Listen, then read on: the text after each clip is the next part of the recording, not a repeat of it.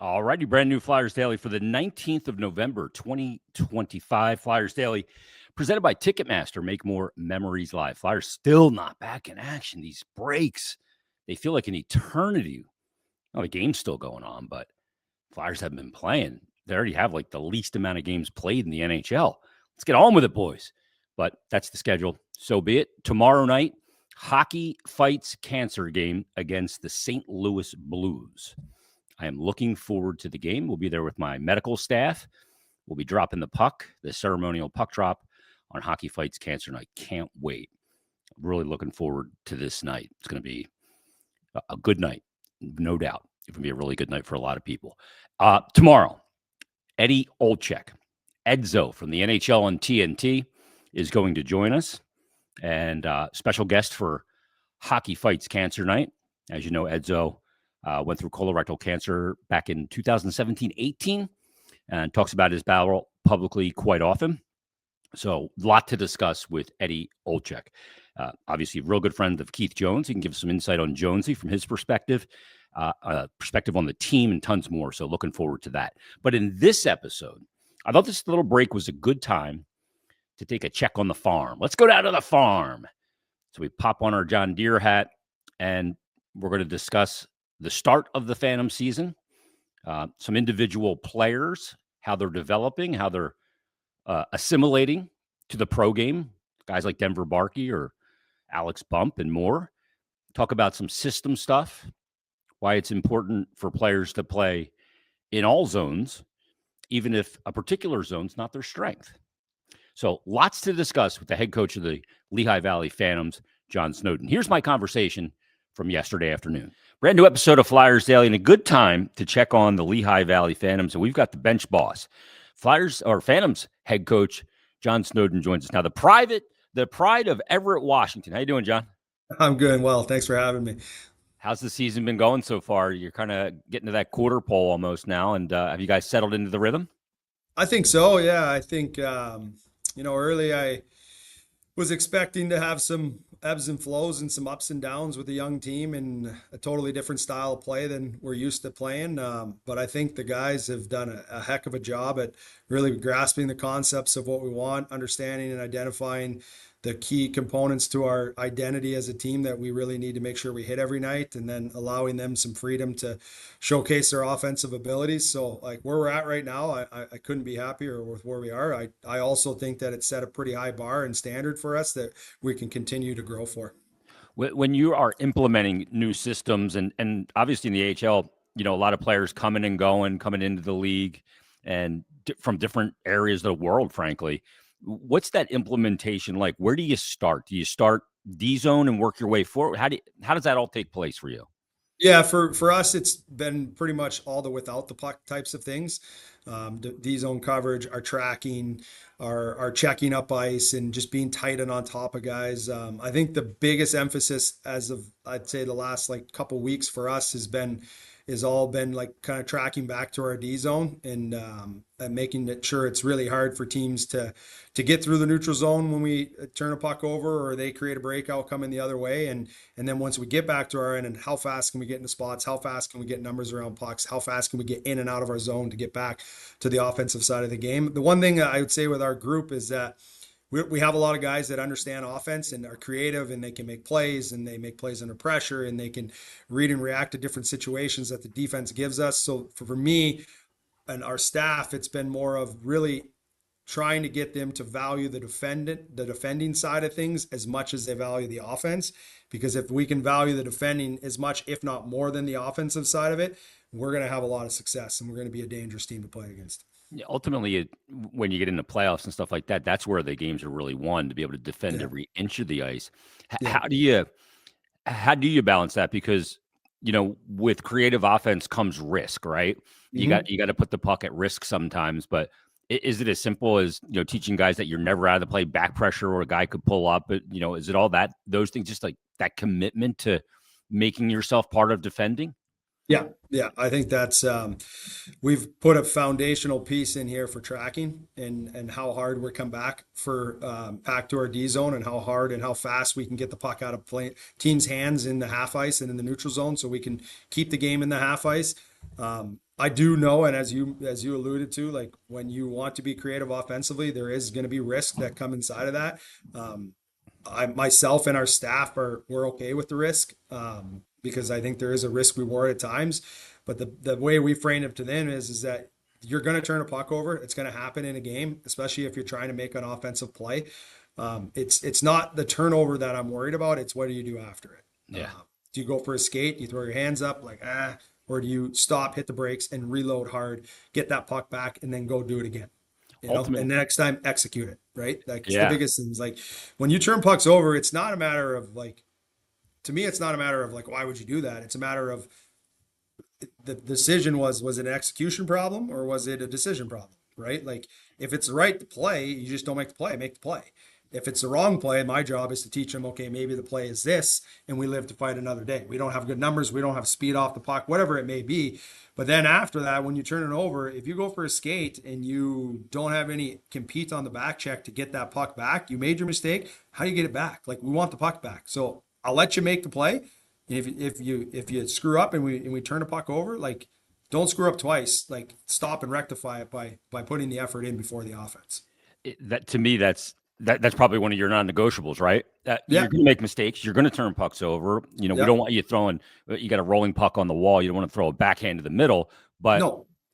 When you're forced to play, and look, sometimes the other team makes good plays. Sure. You're Sure. competing. Yeah. And they have like to your point, like they have guys that are competing and they don't want you to Yeah. score. They have coaches that get paid to coach and to put plans together to defend the things that we're doing. Like everybody's like no one wants to give these things up. Like, but you do have to take some risk for some reward at times. And if it doesn't work out, just show me that you have the effort and you have the will and you want to get the puck back. Yeah, I love those players that like that's my puck. Like you can't have Yeah. it. Yeah. If you have it, I I'm going to agree. get it. I agree. We want a bunch of dogs on the bone. We want that Yeah. puck. So Yeah, that's the object. The puck is the object of the game, so it yeah. better be important to everybody. Let Yeah. me ask. Go ahead. No, go. Let me ask you about a few guys in particular. Well, let me first ask you about your schedule. You guys have gotten off to a good start. How Mhm. much, with a new group, new coach for you guys and staff, which Holtzy and everybody, how much of it is, having some success early to kind of start to build that foundation of belief from the guys too? Yeah, I think it's been huge. I think early we started at home, won a nice game against Belleville, and then we get Wilkes at home the next night, and we get slapped around pretty good. We didn't compete the right way, so there's a good learning moment that you're gonna have an excellent game, but that game that you just won and you did a lot of good things in, it doesn't matter the next night. It's a totally different opponent more times than not, and we have to do it all over again. And then as we started, I think the turning point for us, like to find our traction and start to put wins together, was that Hartford weekend where we came from behind in 2 games and we found our way back into overtime, and then we ended up winning in overtime. That's where the belief I think really started of like, okay, we're never out of a game.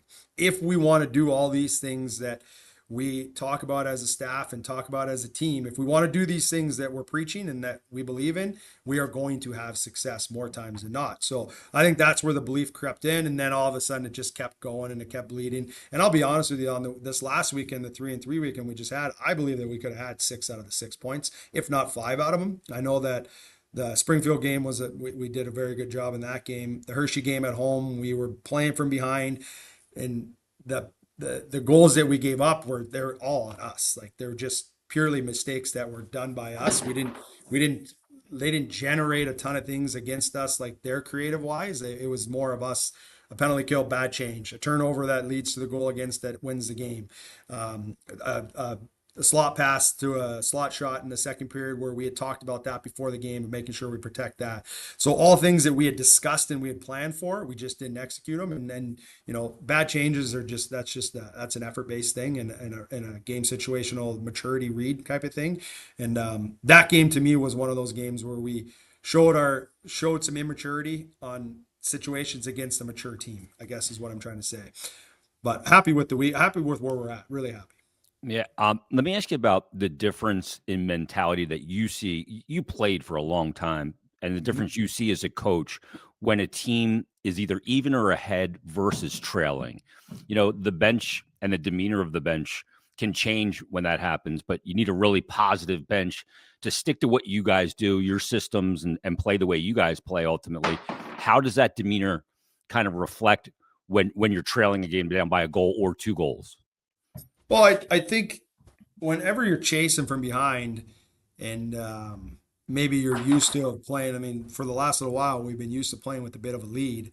Um, I do think it adds a little bit of stress, right? Because you start to Yeah. press, you start to, and depending upon what the separation is it a goal? Is it two goals? Is it where are we at in the game? I think it adds that stress to it.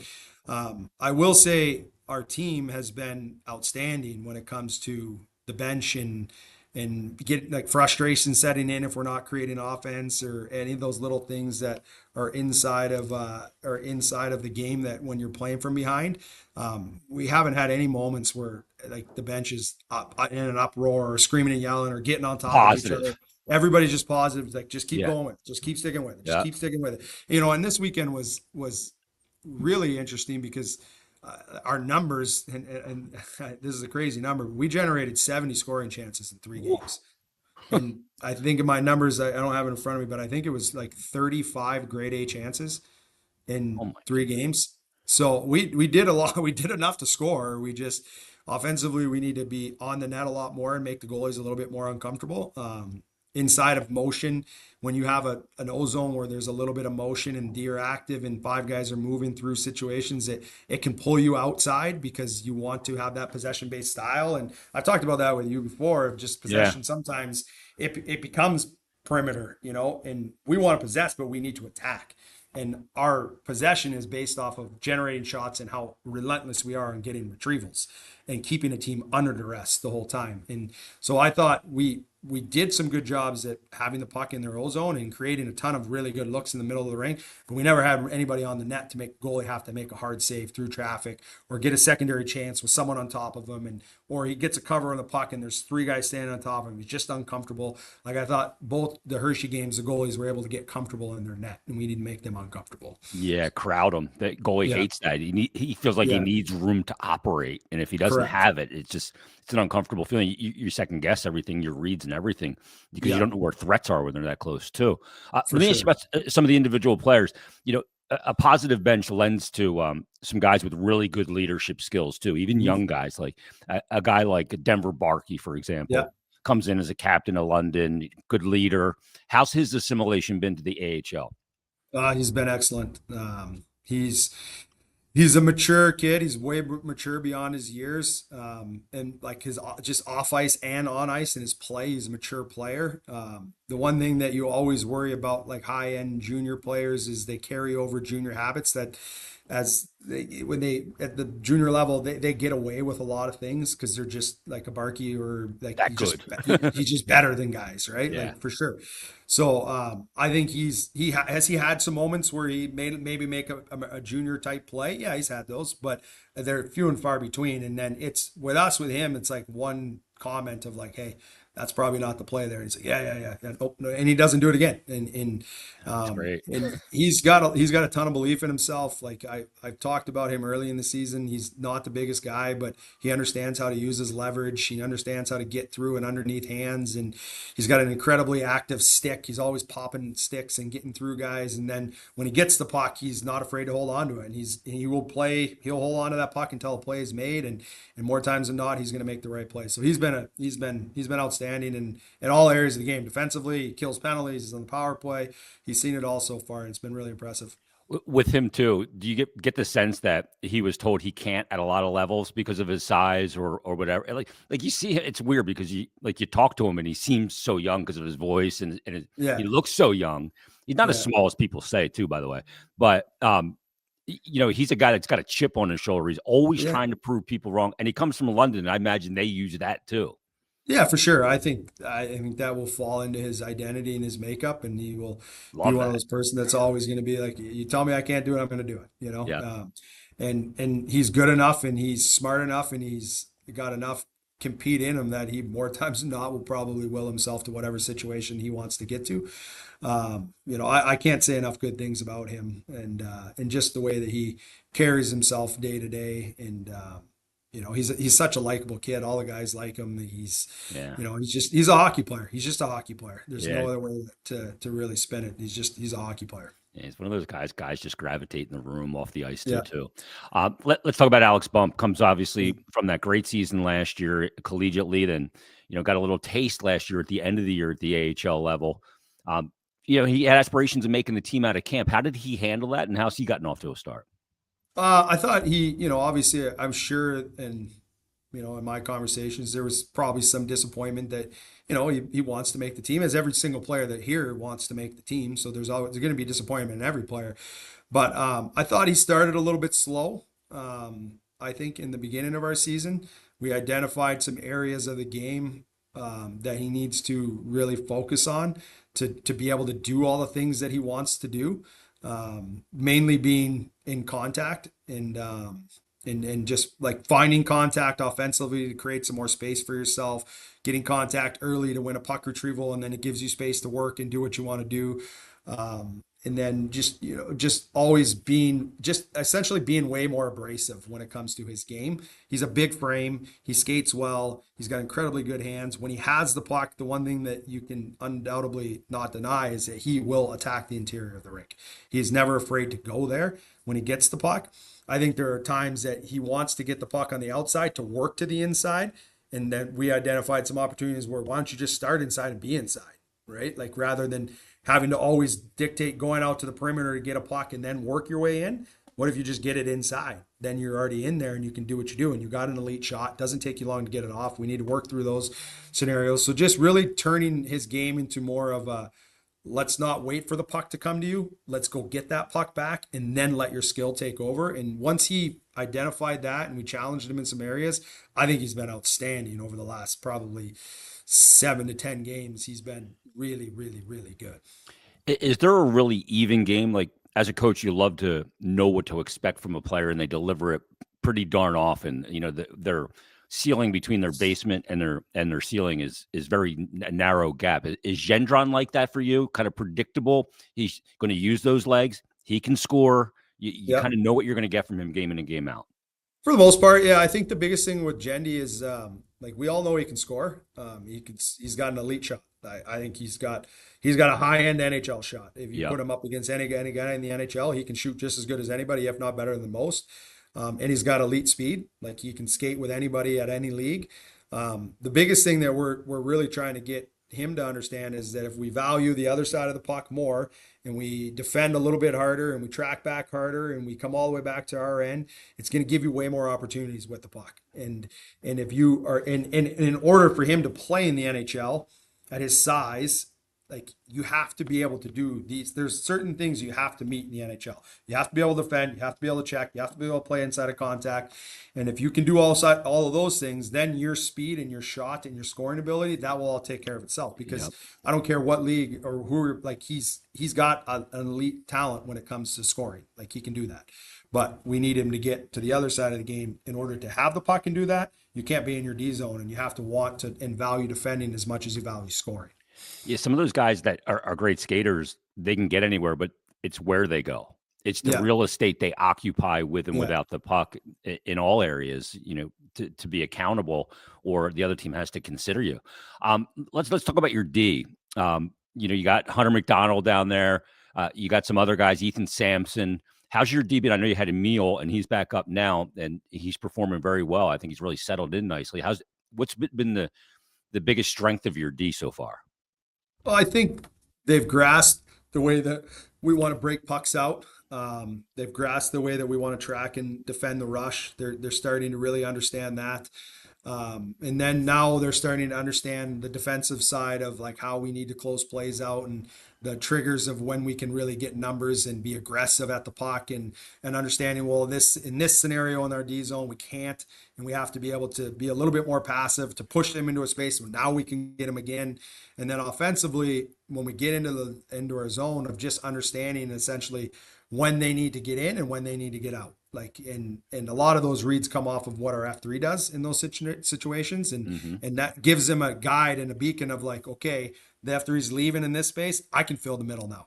I can dive in and get into the offense because I have balance coming up with the forward climbing up a wall. And that's us just teaching them. So I think they've done a pretty good job early, like, and then also finding their identities of themselves, like as a player individually of, Hunter McDonald being a big, long, physical presence and, defending hard and defending our net hard and making it hard and miserable for guys to get to the net, and scrums, getting guys out of there, getting guys off of the net. And then when he gets the puck on his stick, how can you get it into the forward's hand quickly, join as the fourth man, like just all those little things. Gronzi the same way. He's a puck transporter. How can you get that puck on your stick and transfer us up the game as fast as you can, but also being abrasive and defending the right way. And, Murchison's been a really good surprise. He's really just jumped into the pro level. Obviously, he got some games at the end of last year, but like he's really jumped into this level right now. And it seems like it's been not a whole lot of transition for him. Like he's a very simple defender. He defends. He's physical. He does no apologies of being mean and finishing hits hard. And when he hits you, he hits you. He wants you to feel it. And now he's also using his feet and transitioning the game on the puck side of it, like breakouts and transition. So I've been really pleased with all of them. I mean, from top to bottom of our lineup, there's not a whole lot that I've been upset with. I think everybody's doing so many good things inside of who they are as a player, but also adding elements to their game that we need to continue to grow with. How important is it for you, Snowy, to get up, when you kill a play defensively, to get up on the attack fast? Yeah. The old notion was, D to D, regroup, run a cycle through the neutral. But now that's just allowing a team to get into their structure and you kind of play into their teeth. You want to get them before they are able to slot into that and have a little bit less structure. You got to wade through to obtain the offensive zone. What's the key to that for you? Well, I think when it comes to let's say tracking back out of our O zone is getting our D as tight as possible, as early as possible to take speed away. And then our forwards doing a heck of a job of the minute it's turned over, it's an automatic. We are hunting ourselves back. The F3's tracking on that puck as fast as they can. The other two guys are getting through the middle of the rink as fast as they can. Stretching it. How can we squeeze this play and under a corner of the ice in the half ice as fast as we can? And then the D zone, when the puck goes when it goes from the top back down to the bottom, more times than not in an O zone structure, that's where you're pulling your F3 a little bit high, and the cycle goes to the bottom. That's like the one opportunity that you can get like 5 guys around 2 quickly. Yeah. And how fast can we get to that? And how fast can we get maybe 5 guys around 2, but more or less, how can we get a contact at the reset and then support around that quickly? So now it's a 2-on-1 or a 3-on-2, and now we're in and we're out. Like, and just recognizing that when we go to the top, we're putting you into a situation where they have no choice but to reset the puck to the bottom. And that's when we want to get on, and we want to get on top of them as quick as we can. That's when we kill the play. And now they're stretched out. They don't have a good F3 because he might be a little bit high in there. And now you can take advantage of your breakout because they don't have good angles and they don't have a good F3 to put themselves in the spots. Their D have to pop off the line, and now it gives us space to go.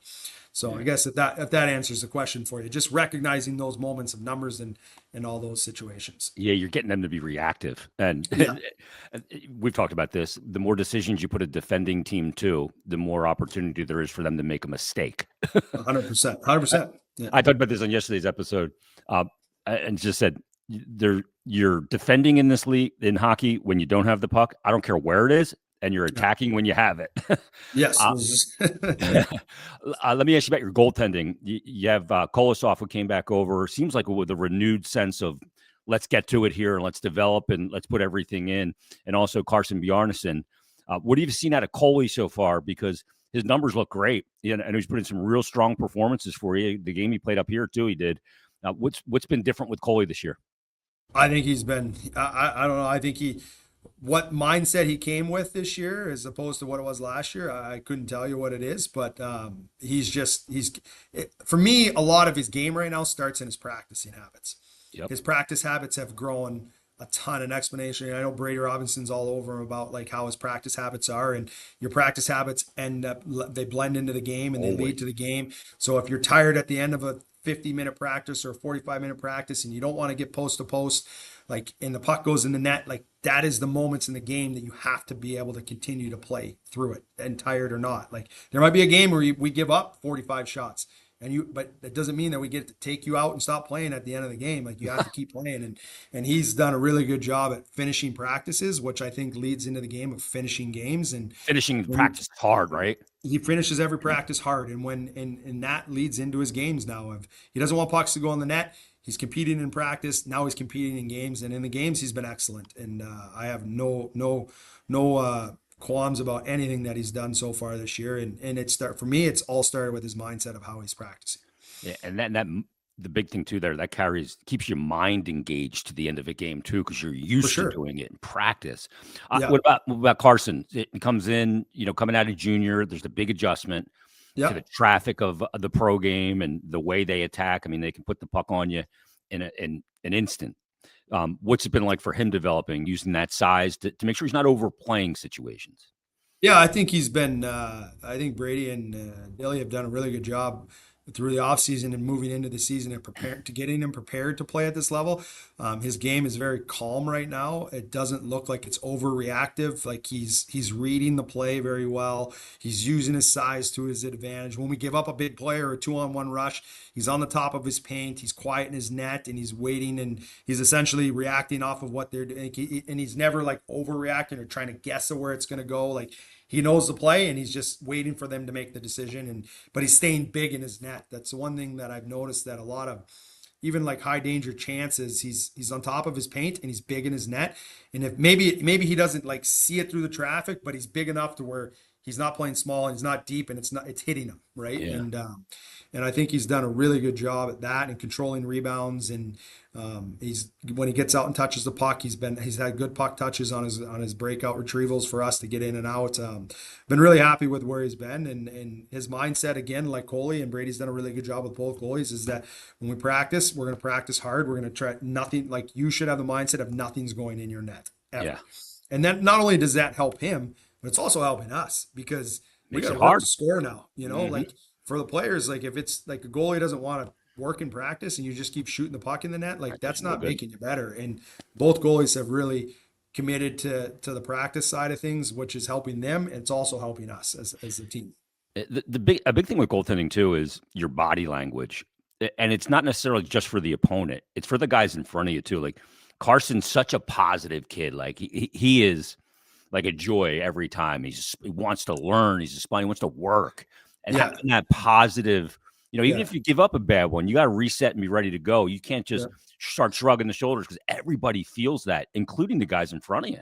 Yeah. Yeah. I think they both have done really good at that this year, of just really being positive in the net. And then it also gives the confidence to the team that, okay, like it's a goal, like we move on, like he's going to make the next save. Yeah. And I think that's not only just them, it's been our team in general. As like I've said, like we just been super confident. We've never really put ourselves into like feeling like we're overly stressed. And we just like, there's a strong belief. There's a strong belief in everybody. And it's really helping with not only winning but developing just hockey players, because when you have a strong belief and you believe in what you're doing and the foundation of things that you believe in, it forces you on to do it's I mean we're not putting things together to make them worse hockey players. We're putting things together to make every single player better in every area of the game, to give them the best chance to play at the NHL level. And and they've all bought into it. And it's, you'll see it as it lends to the team. If the individual does everything that we are asking them to do for the team,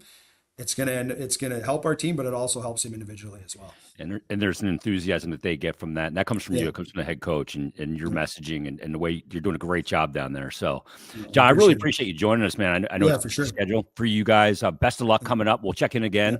But awesome stuff so far. And appreciate you joining us here on Flyers Daily. I appreciate you having me. It's good to see you again. Great to catch up with John Snowden. I could talk hockey with him all day, like geek out on systems and what to do away from the puck and what to do in certain scenarios, offensively, defensively. The demeanor of the bench, I thought that was interesting. It's one thing we don't watch when we watch the games a lot of times. We don't watch the bench, but so much happens on the bench that ultimately can dictate the outcome of a game. A group staying together, being positive. Look, sometimes things get salty on the bench. Absolutely. This is a competitive atmosphere. But great stuff from John Snowden. We're going to be checking him with it throughout the season. Really enjoyed talking to him. Everybody, coming up tomorrow, Eddie Olczyk will be our guest on Hockey Night Fights Cancer Night. And we'll have a brand new episode of Flyers Daily tomorrow. So join us then. Have a great day, everybody.